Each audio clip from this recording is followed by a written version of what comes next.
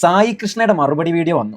ഞാൻ ഈ മറുപടി വീഡിയോ വന്നപ്പോൾ ഞാൻ അതിൽ വലിയെന്തോ സംഭവം ഉണ്ട്, അങ്ങോട്ട് മറയ്ക്കാനുള്ള സാധനം എന്ന് വിചാരിച്ച് പോയി കണ്ടു നോക്കിയപ്പോൾ എനിക്ക് തന്നെ സഹതാപം തോന്നി.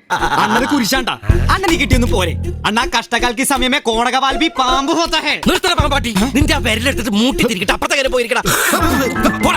കരച്ചില് എന്ന് പറഞ്ഞാല് ഈ മരണ വീട്ടിലൊക്കെ ആളുകൾ കരയൂലേ, അതിനേക്കാളും അപ്പുറമുള്ള കരച്ചിലായിരുന്നു നമുക്ക് അവിടെ കാണാൻ കഴിഞ്ഞത്.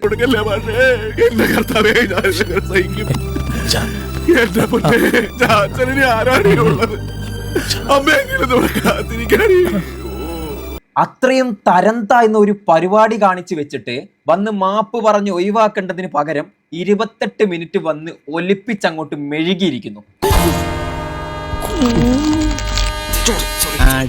ഇടിവെട്ടിവന്റെ തലേ പാമ്പ് കടിച്ചോടാ ചിന്നക്കട ജംഗ്ഷനിൽ വെച്ച് ഒരു 7-7:30 ആയി കാണും.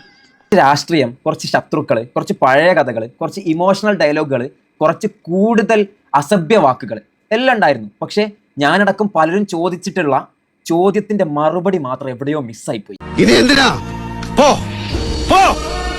എന്റെ മനസ്സ് മാറുന്നതിന് മുമ്പ് എങ്ങോട്ടാന്ന് വെച്ചാ പോയി രക്ഷപ്പെട്ടോ, അല്ലേ ഞാനിനി എന്താ ചെയ്യാന്ന് എനിക്കറിയില്ല. വ്യക്തി ജീവിതത്തിൽ വളരെ സെൻസിറ്റീവ് ആയിട്ടുള്ള ഒരു സംഭവം നടക്കുന്നു. ആ സമയത്ത് അദ്ദേഹത്തിന്റെ സുഹൃത്ത് എന്ന നിലയിൽ അദ്ദേഹത്തിന് സപ്പോർട്ട് കൊടുക്കുകയാണോ വേണ്ടത്, അല്ലെങ്കിൽ ആ വിഷയം പബ്ലിക്കിൽ കൊണ്ടുപോയിട്ട് വളരെ തരം താഴ്ന്ന രീതിയിൽ അവതരിപ്പിക്കുകയാണോ വേണ്ടത്? ഒരു കയ്യബദ്ധം നാറ്റുകരുത്. ഇനി തോന്നിയാസം പറഞ്ഞു നടന്നാലുണ്ടല്ലോ നാട്ടിലടിച്ചാൻ സൂപ്പാക്കും.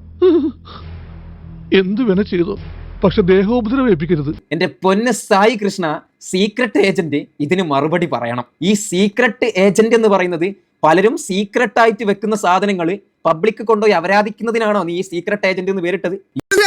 പുറത്തുള്ള ആരെങ്കിലും ഇത് കണ്ടു കഴിഞ്ഞാൽ അത്തനകത്ത് മറ്റേ ബിസിനസ് നടത്തുന്ന തോന്നിയാസം പറയുന്നു. നിങ്ങൾ വന്നു ഇവനൊന്നും നാട്ടിനൊരു ലൈസൻസ് ഇല്ലാതായ. കാരണം പലരും ചോദിച്ച സാധനം വേറെ, ഇവൻ പറയുന്നത് വേറെ. എനിക്ക് അവിടെ ശത്രുക്കളുണ്ട്, ഇവിടെ ശത്രുക്കളുണ്ട്, എനിക്ക് രാഷ്ട്രീയത്തിൽ ശത്രുക്കളുണ്ട് എന്നൊക്കെ. മിസ്റ്റർ ജോസ്, എനിക്ക് തല്ലുന്നൊരു പുത്തരിയല്ല. ഓർമ്മച്ച കാലം തൊട്ട് നല്ല അന്തസ്സായിട്ട് തല്ലുള്ളതവനെ ഞാൻ.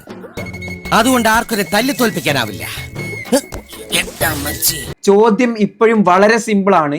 സ്വന്തം സുഹൃത്തിന്റെ ജീവിതത്തിൽ ഉണ്ടായിട്ടുള്ള ഒരു സ്വകാര്യ പ്രതിസന്ധി കണ്ടന്റ് ആക്കേണ്ട എന്താവശ്യമാണ് നിങ്ങൾക്കുള്ളത്? എന്റെ പഴയ നെക്സ്റ്റ് സ്വഭാവം നേടിപ്പിക്കരുത്. ഞാൻ വെറും എടങ്ങേറ് പേഴ്സണാ. ഇവിടെയാണ് എനിക്ക് മറ്റൊരു കാര്യം പറയാനുള്ളത്. ഇവിടെ ഒറ്റ സംഭവത്തിൽ മാത്രം കാണുന്ന ഒരു പ്രശ്നമല്ല ഇത്. നാട്ടിൽ എന്തെങ്കിലും സംഭവിച്ച കോണ്ടന്റ്, രണ്ടുപേർ തമ്മിൽ എന്തെങ്കിലും പ്രശ്നം ഉണ്ടായ കോണ്ടന്റ്, ഒരു റിലേഷൻഷിപ്പിൽ എന്തെങ്കിലും സംഭവിച്ച കോണ്ടന്റ്, മറ്റൊരാളുടെ ജീവിതത്തിൽ ദുഃഖമോ ദുരനുഭവമോ ഉണ്ടായി കഴിഞ്ഞാൽ അത് കോണ്ടന്റ്. ചുമ്മാ ഇങ്ങനെയുണ്ടോ കള്ളന്മാര് ലോകത്ത്?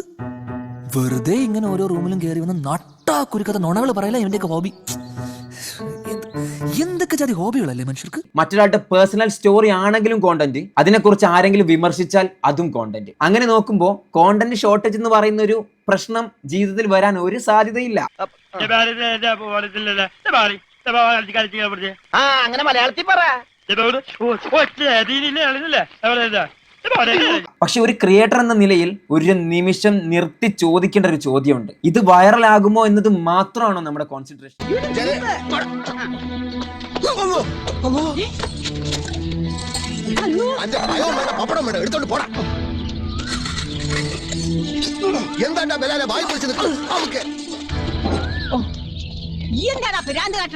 ഈ വിലക്ക് ഈത്തപ്പഴം എവിടെയെങ്കിലും കിട്ടുമോ? ഈയിലും വില കുറച്ച് കിട്ടുന്ന ഒരു സാധനം ഉണ്ട്, ചാണകം. വാങ്ങിച്ചു തിന്നോളി.